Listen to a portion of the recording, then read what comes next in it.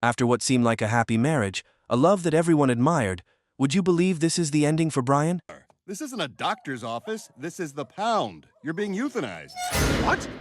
Jess is having me put down? Oh my God, this can't be happening! As usual, the Griffin family had breakfast together. The only difference now is that Stewie no longer lives with them. Oh, Meg, you have to babysit for Stewie Saturday. Nope. Okay, Chris, you have to do it. What? That's not fair. I have a party to go to. Sorry, Meg found pictures on your father's computer and she's blackmailing us. She can do what she wants till we get some dirt on her. I didn't know it was supposed to be hard before I took the picture.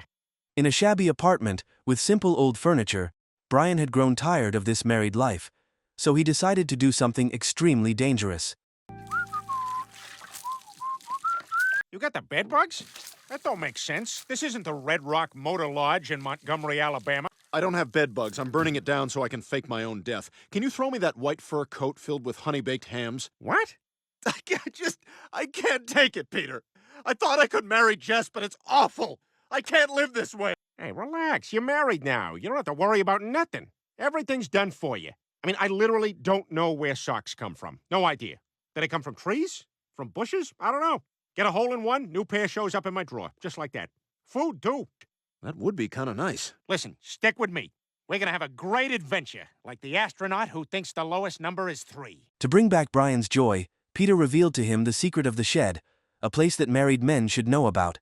You guys talking about sheds? Hell yes, I love my sheds. Husband's Restaurant? I've never seen this place before. Is it new? Nope, been here for 30 years. You just can't see it until you get married. Watch, take your ring off. What are all these keys for? A series of sheds. I got a lot of sheds back home. Oh, you have more than one shed? Of course, you always need an extra shed. I even got one shed that just has an extra shed in it. They went together to a bar where all the men wore the same outfits, the same sandals, and could do whatever they pleased. There are a lot of fat guys here. Yep, that's the husband's wall of heroes. Are those really Tom Arnold sweatpants in that frame? Now, let's order some food. I'm starving.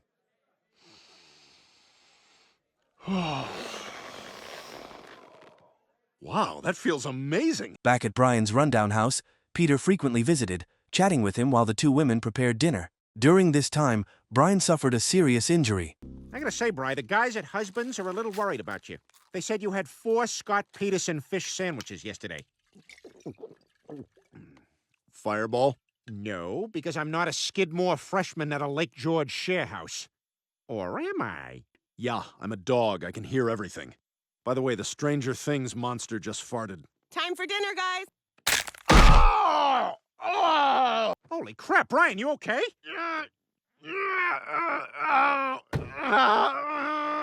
Brian was quickly taken to the hospital, and Jess took care of him, just as he had cared for her when she was sick. I'm sorry to say you have hip dysplasia. How's it look, Doc? I took the liberty of x-raying my own hip to show you what a normal one looks like. Why does it look like there's a Batmobile in your colon? Just keep your eyes on the hips. So what's the next step? I was hoping whenever the bat signal goes up in the sky, this thing will just drive out. No, for Brian. Come back in a week. We can check your... What is that? That's the sound a blood pressure machine makes. I do impressions for the Doctor Talent Show. Do you know what this is? Rap!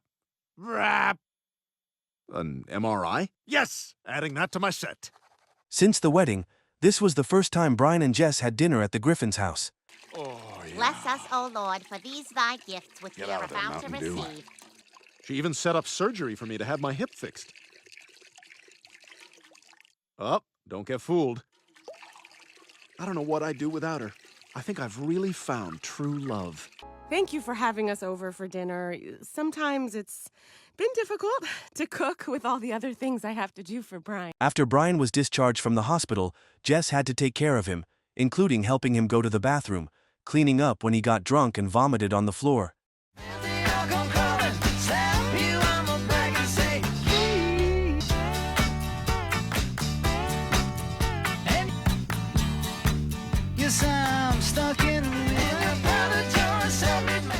After that, Chris takes Stewie to a vaping party filled with high school students. This place is completely unsuitable for a preschooler, and this mistake causes Chris to be detected by the tracking system.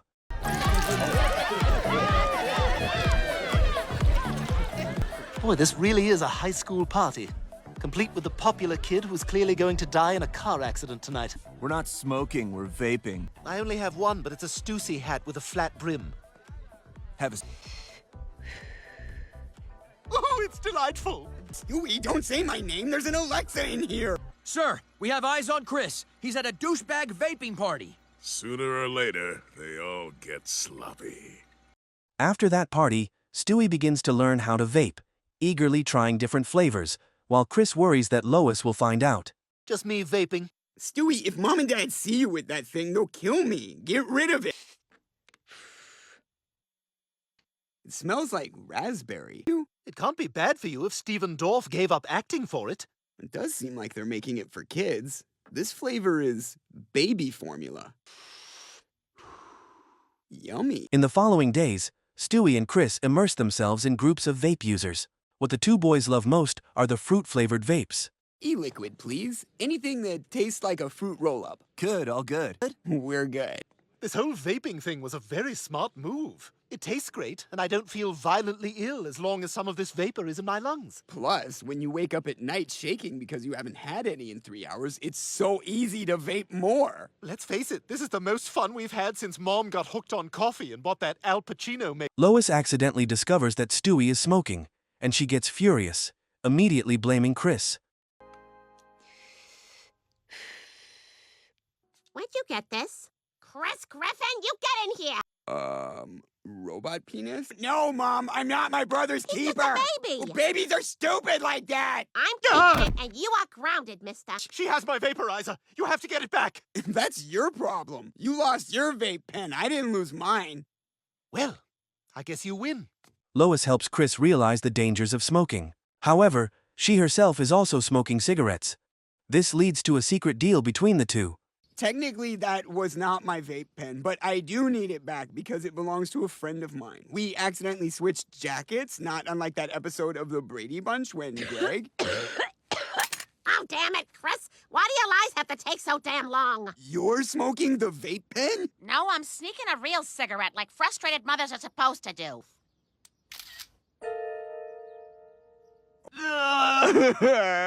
It's okay, Chris. Your secret's safe with me. However, they won't keep their promises for long, as both Lois and Chris reveal each other's secrets. It's sad. She was the love of my life. My heart. Well, Brian, I'm sorry that Jess died during the commercial break, but it was a very nice funeral service. So, Chris, I hear you've been doing some vaping. So douchey. Mom, you told him? We had a deal. Thanks a lot, Peter. You promised you wouldn't say anything. Are you serious, Peter? You said you wouldn't say anything. I promised Meg I wouldn't tell anyone. Good job with that, Dick. Chris, the only reason I told him was he promised he'd keep his mouth shut. Oh, nice job, Chris. I should have known not to trust someone who kisses his own brother. What? Brian is now confined to a wheelchair. He thinks Jess is taking him for a medical checkup, but he has no idea that this is where dogs' destinies come to an end. Jess is clearly very upset about having to do this. Look, there's been a horrible mistake. You've got the wrong dog. Says right here, I gotta euthanize Brian Griffin, and you're him. You wouldn't kill a singing dog, would you?